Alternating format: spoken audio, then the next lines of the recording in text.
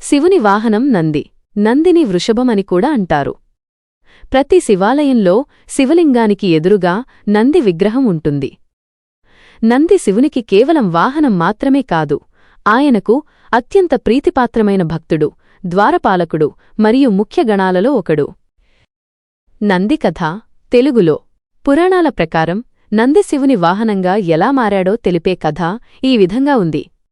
పూర్వం శిలాదుడు అనే మహర్షి ఉండేవారు.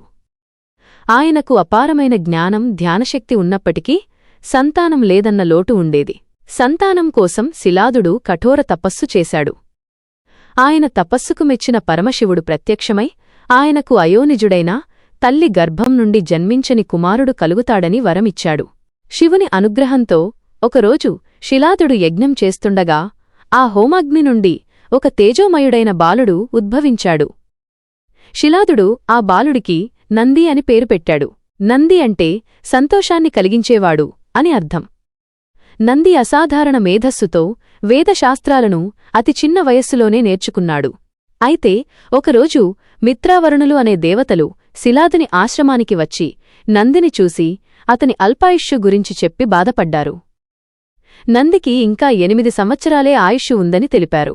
ఈ విషయం తెలిసిన శిలాదుడు తీవ్ర దుఃఖంలో మునిగిపోయాడు. కాని నంది మాత్రం చలించలేదు. తాను శివుని అనుగ్రహంతో పుట్టాను కాబట్టి ఆయనే తన ఆయుష్షును పెంచగలడని నమ్మి పరమశివుడి కోసం తపస్సు చేయడం మొదలుపెట్టాడు.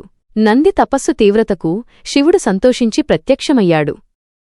శివుని దర్శనం పొందిన నందికి ఆనందంతో మాట రాలేదు.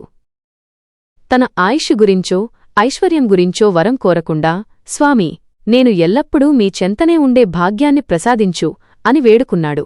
నంది యొక్క అచంచలమైన భక్తికి, నిస్వార్థ కోరికకు పరమశివుడు ముగ్ధుడై అతనిని వృషభరూపంలో తన వాహనంగా, ద్వారపాలకుడిగా, ప్రమథగణాలలో ముఖ్యుడిగా ఉండమని అనుగ్రహించాడు.